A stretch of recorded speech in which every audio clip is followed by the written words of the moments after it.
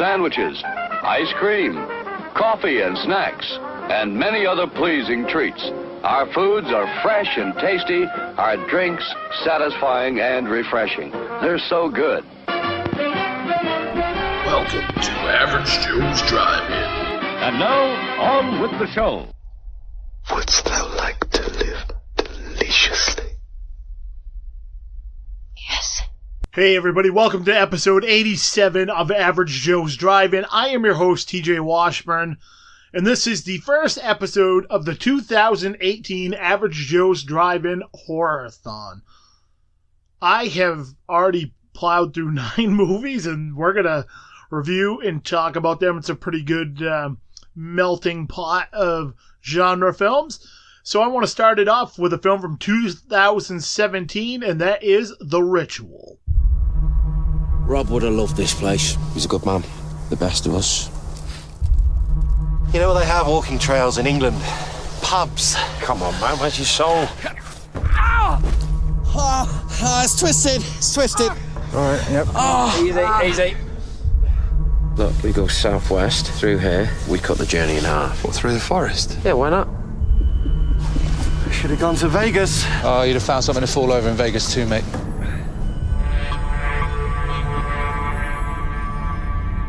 Now, is it me, or is it really quiet in here?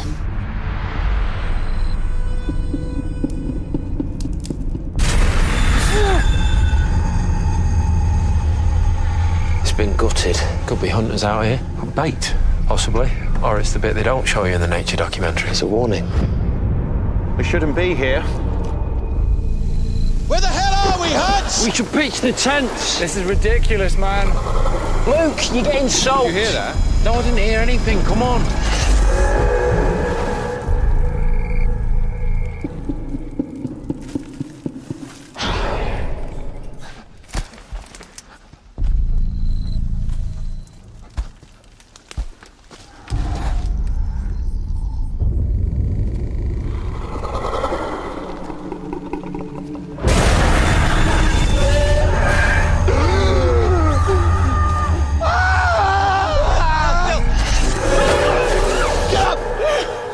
So we're going to talk about it then or not? It was a nightmare, Phil. Well, what happened to you then? We got spooked and we had bad dreams, all right? I woke up last night. Look at this. Nothing has done that to you. You've done it to yourself. Why do you have to deny everything Because I say? I do not value your judgment. We need to be working together, man.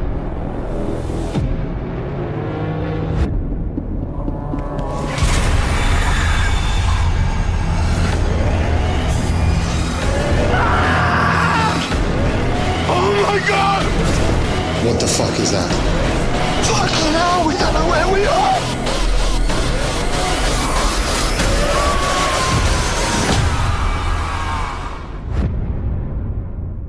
This is a horror mystery thriller directed by David Bruckner, 94-minute runtime, rated TVMA, starring Ray Spall, Arsher Ali, Robert James Collier. I watched this on Netflix.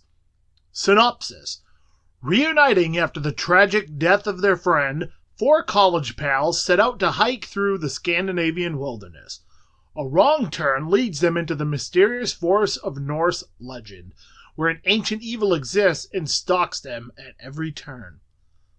This has been a hard one to hold off on. I've been patiently waiting to see it since it first came out on Netflix a while back. I was unsure of how much recent horror I would have to watch in October, so I decided to be patient and wait to view it then. Now that October has rolled around, it was time to throw it on. I'm really glad I waited on this one. It's a solid movie. While I wouldn't quite throw it in the upper echelon of horror, it is a damn good movie. The film looks great and the story's interesting. The monster effects are excellent. And I really like that it wasn't just another cardboard cutout idea as far as that went. One area I thought really stood out was the characters. They were very relatable as a group of friends. The banter between them was very real. The ups and downs of friendship were there. If it hadn't been for that strong point, I'm not sure this would have worked as well. I don't really have any qualms with anything in this film. It does take a bit to get going, but once it does, the payoff's worth it. I will say it's one of those movies that makes me want to know what happened next. Not so much in a bad way, but in a curiosity sort of way. That's a good thing in my opinion. If you haven't watched this yet, and like slow burn films, you'll probably enjoy this. I know I did. My rating is a 7 out of 10. The average IMDb rating is a 6.3 out of 10. Up next, 2005's Boogeyman. Dad, could you close the closet door?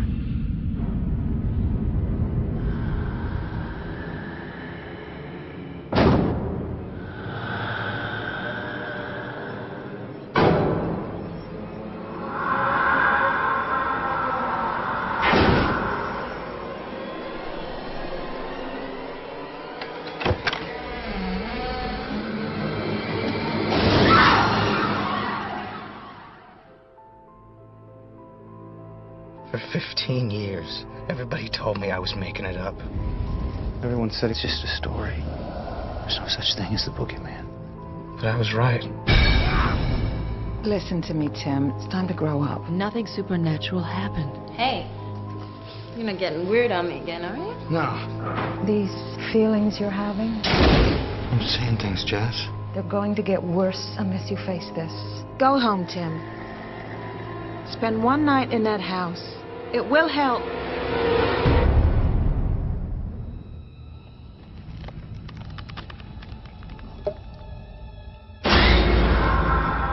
You okay? It's just hard being back. It takes a while. You'll be all right. You want to tell me why you're following me around? I wanted to ask you something. Is it true the Boogeyman took your dad? Are you scared? When you're afraid, close your eyes and count to 5. Sometimes it works for me.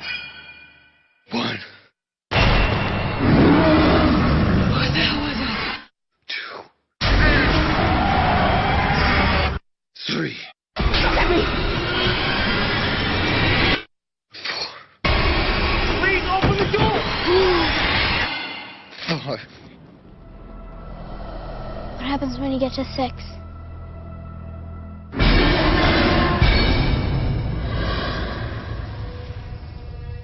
He's waiting for you.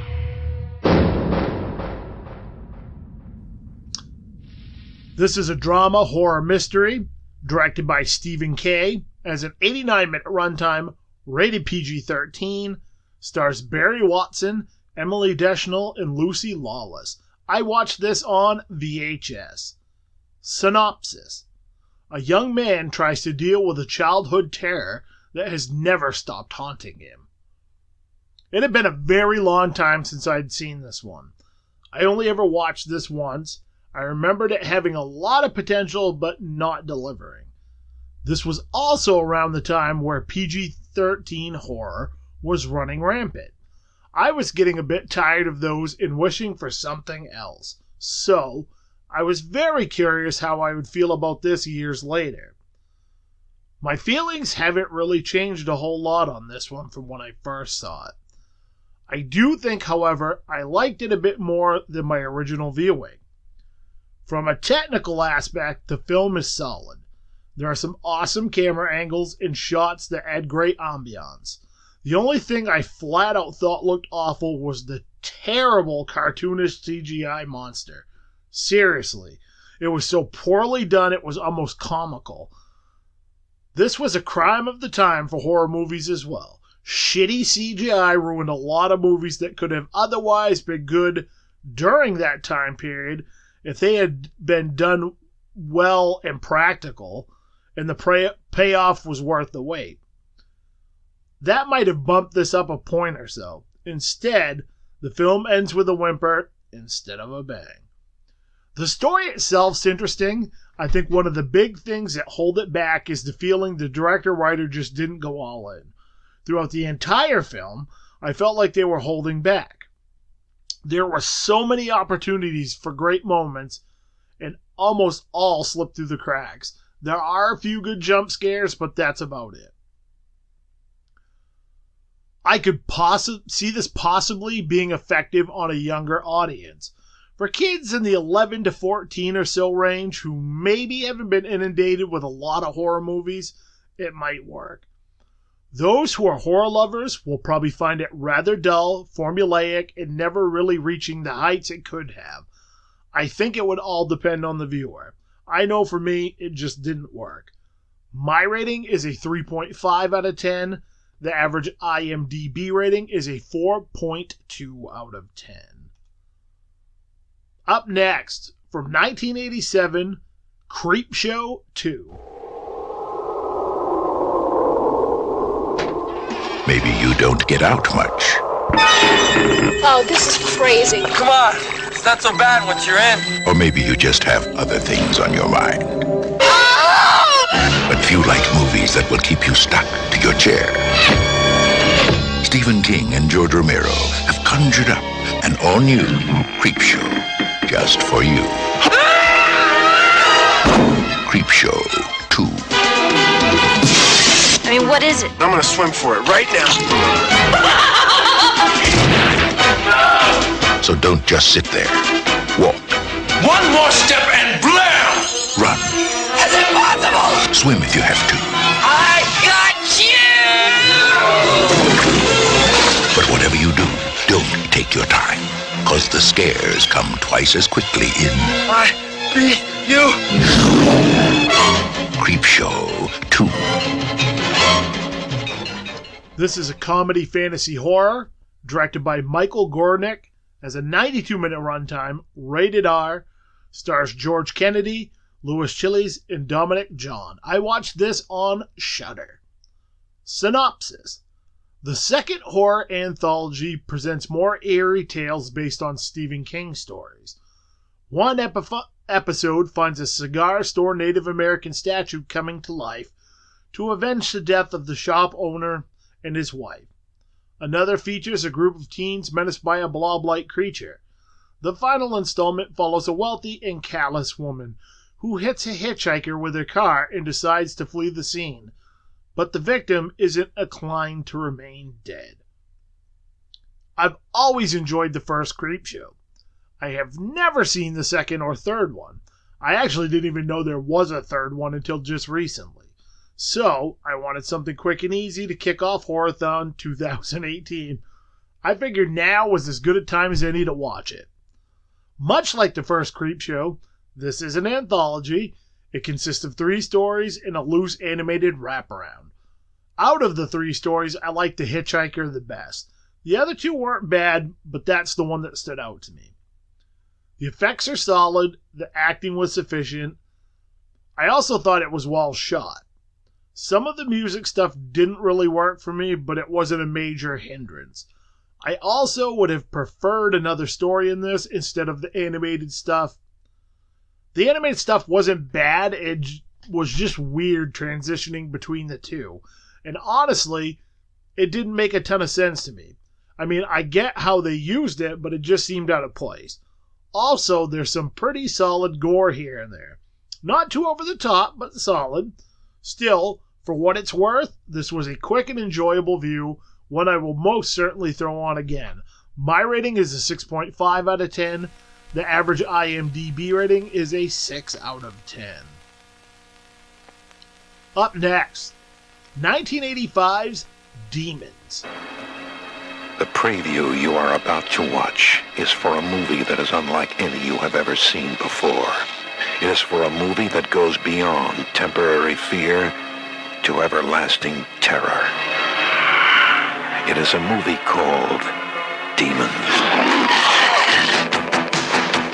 Yes, the demons are coming, and they're coming for you. Warning, if you have the courage to see demons, sit near an exit. Otherwise, you might never get out.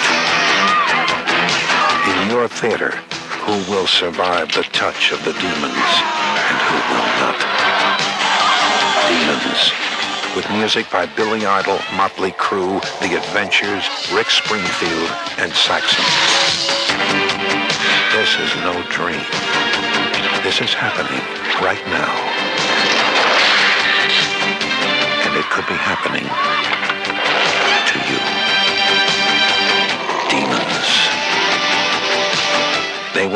cemeteries their cathedrals, and the cities will be your tombs. Will you survive it? Demons.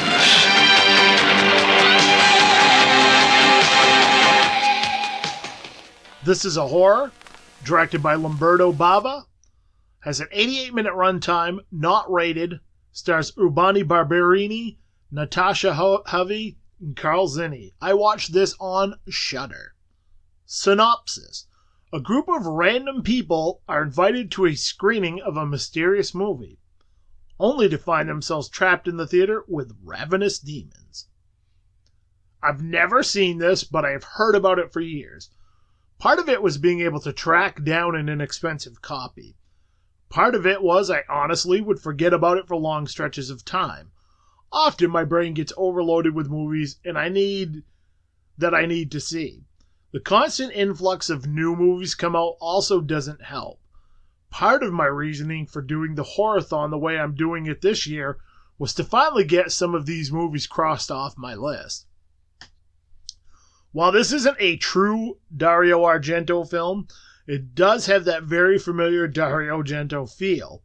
The color scheme, odd camera angles, and just weirdness are all there. Most of what I've heard about this movie was spot on. While like many Italian horror films in general, it's got a loose story, but just sort of does its thing. It becomes more about the visual atmospheric experience over a cohesive story. If you're a fan of 70s and 80s Italian horror cinema, you'll recognize many of the actors. The soundtrack is awesome. It's all over the place. Some of it makes no sense. Some of it fits like a glove. All of that adds to the weirdness of the film. The score is awesome. It's got some amazing effects work.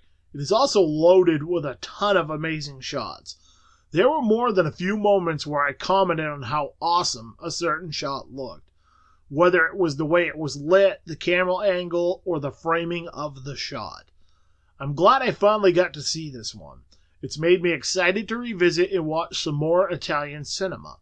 While this isn't quite on the level of films like Cemetery Man, Phenomena, or Gates of Hell, it's an enjoyable film. I'm curious about checking out the sequels at some point as well. My rating is a 7 out of 10.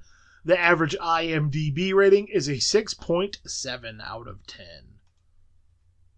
Up next, 1997's Event Horizon.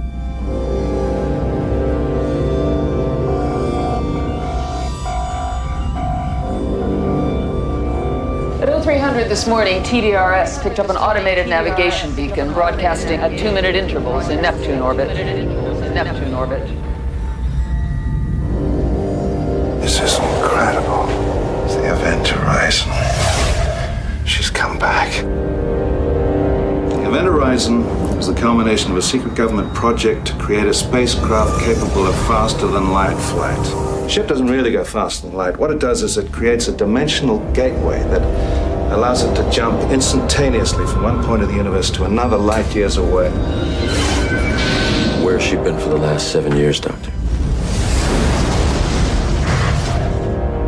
That's what we're here to find out. After 7 years in deep space. There were 18 people on board this ship when it disappeared. I want them all accounted for. Opening outer door. It came back, abandoned. Any crew? Negative. This place is a tomb. But it didn't come back alone. Captain Miller! I've got some problems here! This ship has been beyond the boundaries of our universe. Who knows where it's been? And what it's brought back with it. What is it? The ship is reacting to us and the reactions are getting stronger. What are you telling me? That this ship is alive? I have such wonderful things to show you. Oh my God!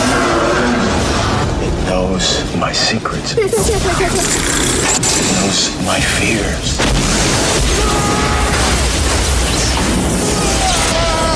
Vacate. I want off this ship. I can't leave. She won't let you. God help us.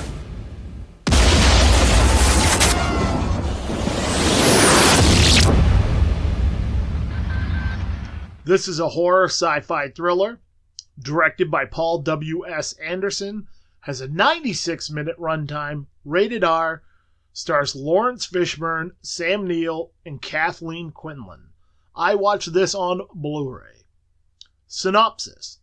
When the Event Horizon, a spacecraft that vanished years earlier, suddenly reappears, a team is dispatched to investigate the ship.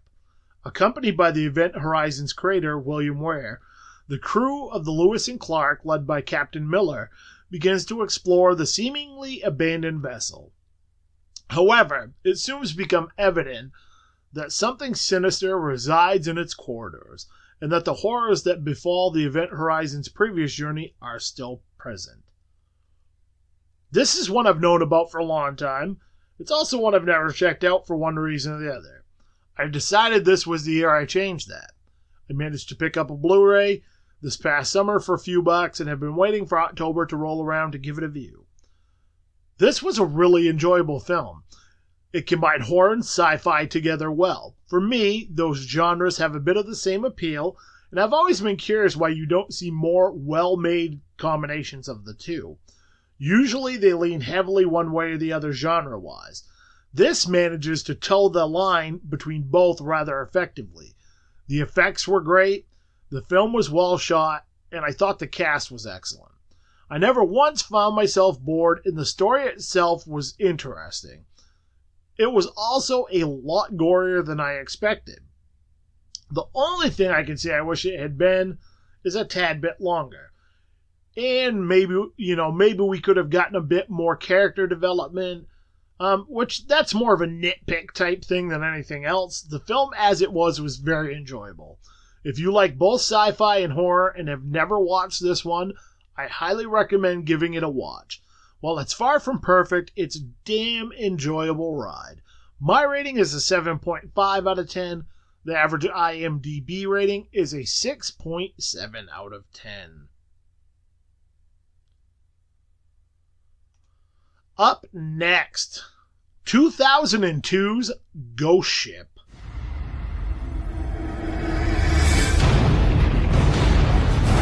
Mr. Murphy, I'm Jack Ferryman. I fly the Arctic Weather Patrol. Last month, I was out in the middle of the strait when I came across this. Congratulations. You found a boat in the middle of the ocean. What do you think a ship like this could be worth? Depends on if we have the right to salvage it. I do know one thing. Sea gives you an opportunity, you take it. Yo, Murph, I think you should get up here.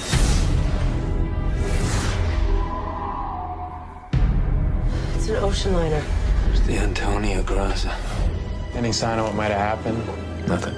No passengers. No crew. No captain. No mention of anything in the ship's log. What do you make of that? A ghost ship.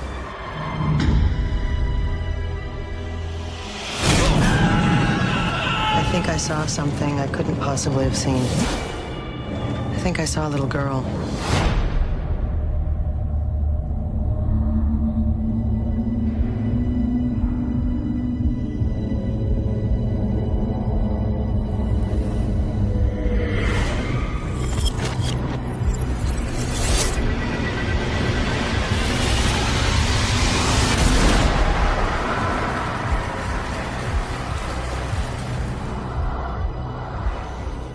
I know all of this isn't real.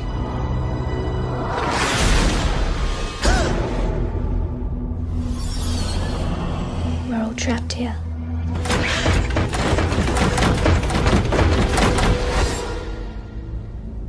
I want to show you something. I told you guys earlier there was something seriously wrong with this boat. Haunted, possessed, whatever you want to call it. I said we get our boat going and get the hell out of here. What are we gonna do? We have got to get off this boat now. Bon voyage.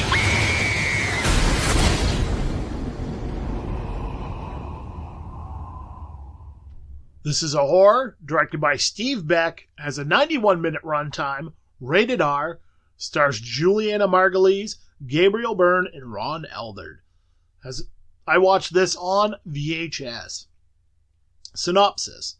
In a remote region of the Bering Sea, a boat salvaging crew discovers the eerie remains of a grand passenger liner thought lost more than 40 years. But once on board the eerie, cavernous ship, the crew of the Arctic Warrior discovers that the decaying vessel is anything but deserted. It's home to something more deadly and horrific than anything they've encountered in all their years at sea. I saw this one years ago when it came out. I remember not hating it, but feeling like it was missing something. I only watched it that one time. When I started collecting VHS again, I came across this and decided to pick it up. I figured for a quarter, why not? I've been holding off on viewing it until my 2018 Horrorthon rolled around. This movie is really solid up until the last third or so. While the ending isn't awful by any means, I just feel like there was a lot of build-up and not a whole lot of payoff. The story itself's interesting enough and the cast was solid. The effects were middle of the road, but they had their moments. There were also a few occasions where they looked really cheesy. One thing I did enjoy about the film was it's a different concept. It's not the same old standard storyline.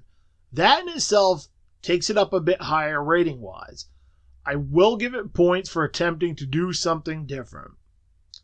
When it boils right down to it, this is a pretty enjoyable film. Not something I would watch very often, but wouldn't be opposed to throwing it on here or there.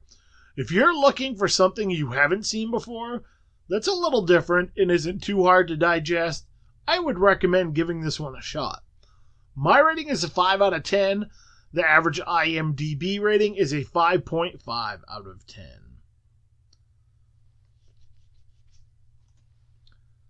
Up next, 1994's In the Mouth of Madness.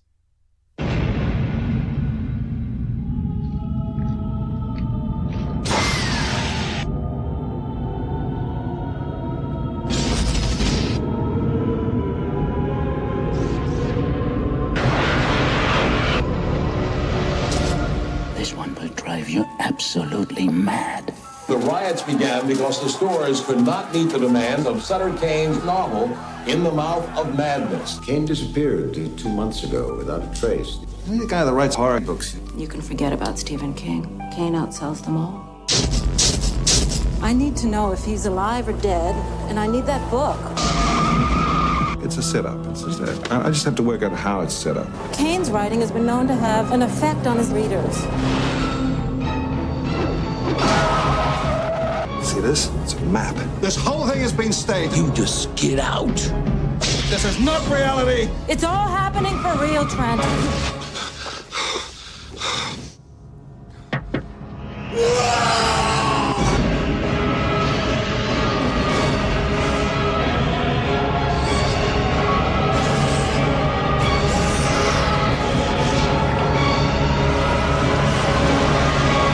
I know this book will drive people crazy. Well, let's hope so. The movie comes out next month.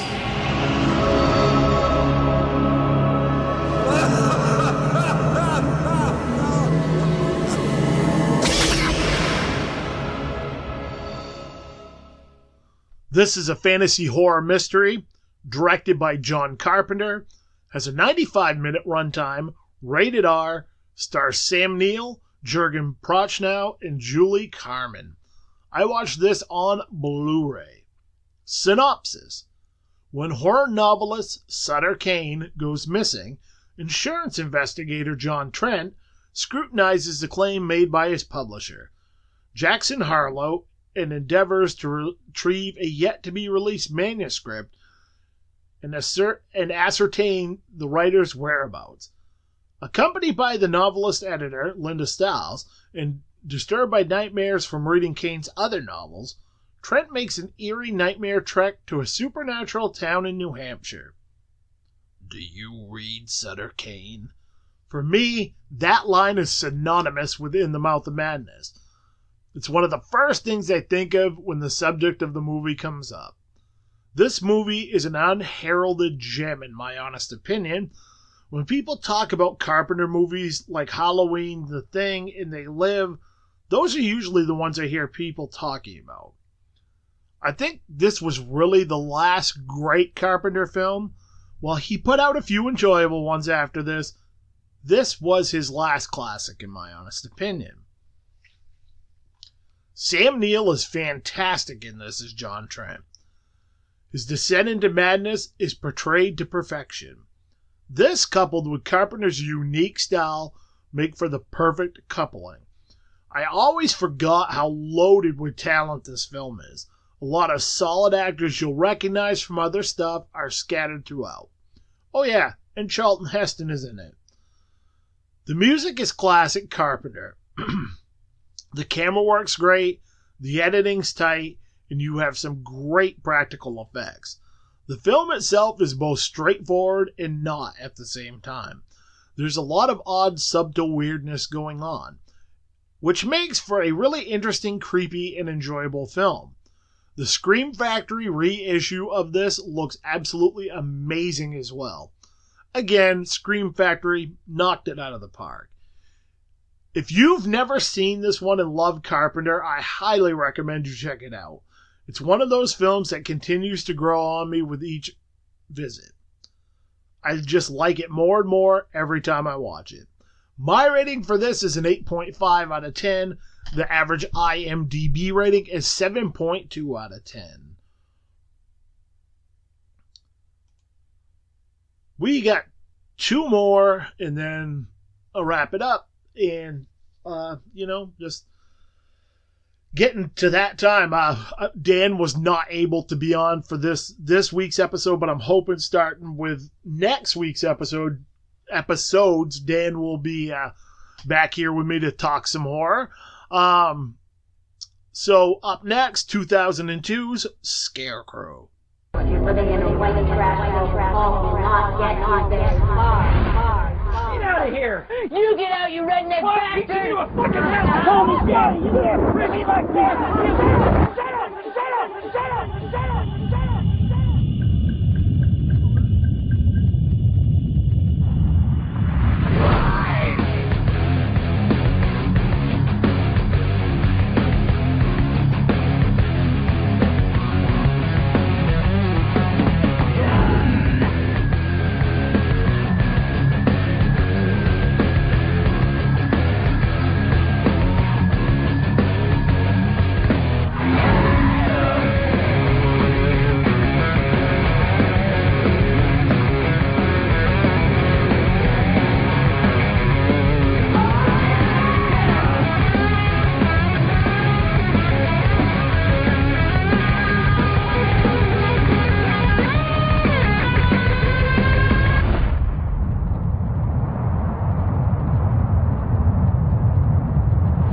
Some days I could kill those guys myself.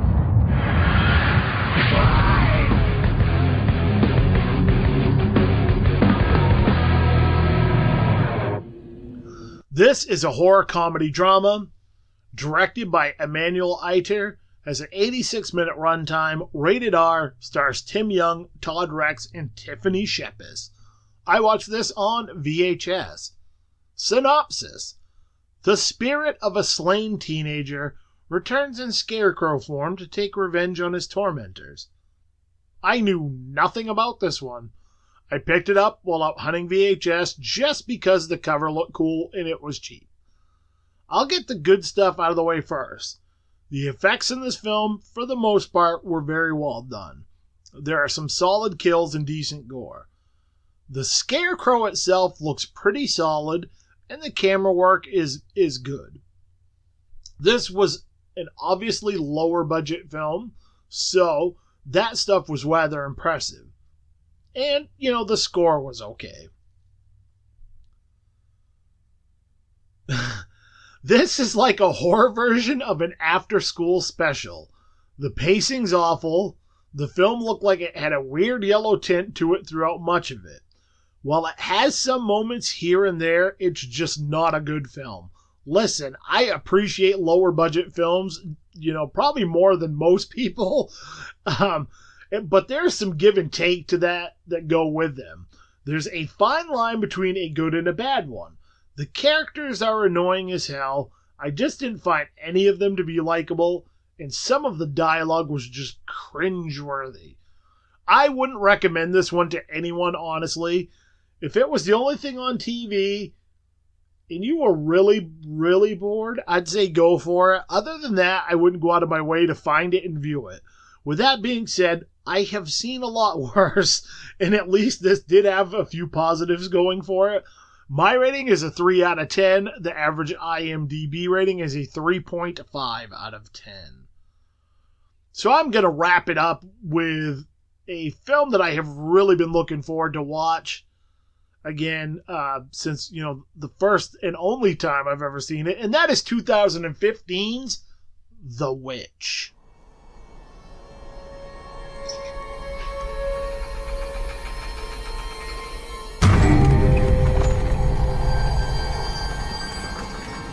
What went we out into this wilderness to find? Leaving our country, kindred, our fathers' houses. For what? For the kingdom of God. Let us pray.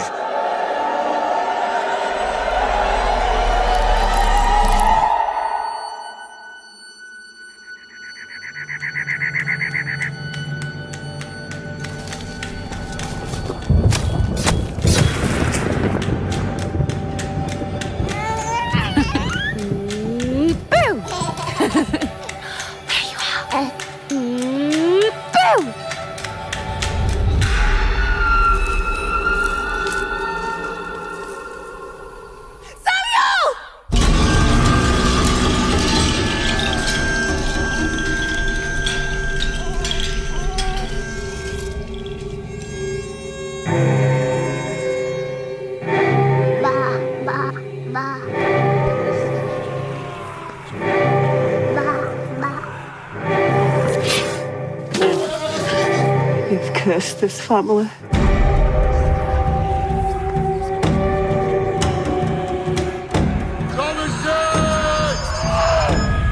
Who's there?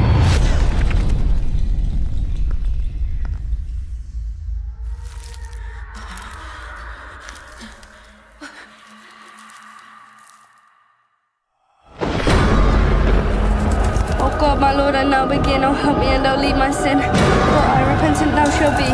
From evil I will turn to thee.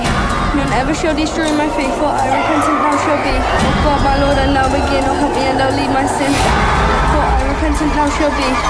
From evil I will turn to thee. Let us leave the Lord.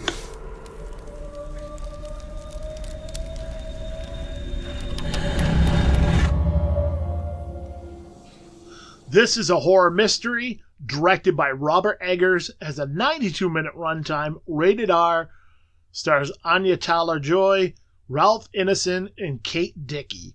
I watched this on DVD. Synopsis. In 1630 New England, panic and despair envelopes a farmer, his wife, and their children when youngest son Samuel suddenly vanishes. The family blames Tomlinson, the oldest daughter, who's watching the boy at the time of his disappearance. With suspicion and paranormal mounting, twin siblings Mercy and Jonas suspect Tomlinson of witchcraft, testing the clan's faith, loyalty, and love to one another. I watched this, like I said, once, and it was shortly after it came out, and I really enjoyed it. It was brooding, dark, and flat-out creepy. I bought this a while ago on DVD for cheap, but just hadn't got around to viewing it again. This is one of those movies that got better on the second viewing. This time around, I threw on the subtitles because I do remember the first time watching it having a hard time understanding what they were saying. For those of you who don't know, they speak in Old English, which makes it very difficult to understand sometimes. That made it a little easier for me to follow the story and understand what was happening. The film is beautifully shot. It has a very rustic look that matches the time period it's portraying. The score is haunting and the acting is phenomenal. This movie is slow burn, but manages to work in every aspect imaginable at being creepy without even seemingly trying. I found myself captivated by it, pulled into the story and what was going on to the family. Everything about this film blends into a nearly perfect concoction of creepy goodness. I think that's due to the great pacing of the film and everything else that I talked about, it just being well done. I can understand why some folks might not care for this film as much. It has a certain tone and feel that may not be a sweeping success for everyone. For those that get it and like it, it's a home run. One of the most minimalistic, creepy films I have ever seen. Definitely that in a very long time. It's amazing. It's also amazing how effectively creepy a goat can be when it doesn't even do anything. My rating is a 10 out of 10. The average IMDb rating is a 6.8 out of 10. So that's going to wrap up this review cast, the first one of 2018's Horrorthon. I hope everybody out there is going to enjoy a lot of good horror movies this month. And I hope those of you that are listening will check out some of the movies that I reviewed and give them a watch. If you do, make sure you hit up any of the Average Joe's Drive-In social media pages and let me know what you think. I will be posting a few of the reviews on those sites as well throughout the month. Like I said, Dan Fleming will be joining from the Potato League podcast, will be joining me again, hopefully this upcoming week for another episode. And there will also be a review cast. At the very least, a review cast, and Dan will be back on again. He is just very busy at work right now. There's a lot going on with his job, so he's, was unable to make it again this week. So yeah, I'm not 100% sure. As Dan and I talked, we had a bunch of movies that we were looking forward to getting to. I'm just kind of trying to check them off the list. There's not really any particular order that I'm going in. It's just kind of by whatever I feel. There's also Creepshow 2 wasn't on that list, which I reviewed. I also just got a movie today called The Summer of '84 that I have really been excited to see since it first came out, directed by Roadkill Superstar, the people who did Turbo Kid. And any of you who listen to the show know that I absolutely adore that movie, so I'm excited for that. So I will be definitely reviewing that one coming up next. Other than that, I'm not sure. It's just going to be how I feel. So I would like to thank my sponsors, the Maine Cannababes. Go to www.mainecannababes.com to find out more about them and all the awesome stuff they are doing. You can also find them on most social media pages. So remember, kids, opinions are like assholes. Everybody's got one. And I will see you sexy animals on the flip side. It's intermission. Rise and stretch time. Time to refresh yourself and visit our snack bar. Got a yen for hot popcorn? Your favorite soft drinks are sparkling cold. The juicy Frank's sizzling hot. There's delicious coffee, freshly brewed, and all kinds of ice cream and candy to tempt you. Showtime will be announced loud and clear to get you back to your car in time. So stretch your legs. Come to the snack bar now. Thanks for listening to Average Joe's Drive-In. If you'd like to talk movies or contact the show, add our social media pages. You can add us on Facebook at Average Joe's Drive-In Podcast, on Twitter at TWJ Author, on Instagram at Thomas Washburn Jr. You can also hit up www.thomaswashburnjr.com for more information about the show and related links. If you'd like to support the show, you can buy TJ's books on Amazon. Just type in Thomas Washburn Jr. in the search.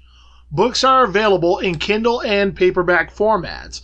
If you have Kindle Unlimited or Prime, you can read the books for free and money will be earned by the pages read. It doesn't cost you anything and it supports the show. Until next time, you've been listening to Average Joe's Drive-In.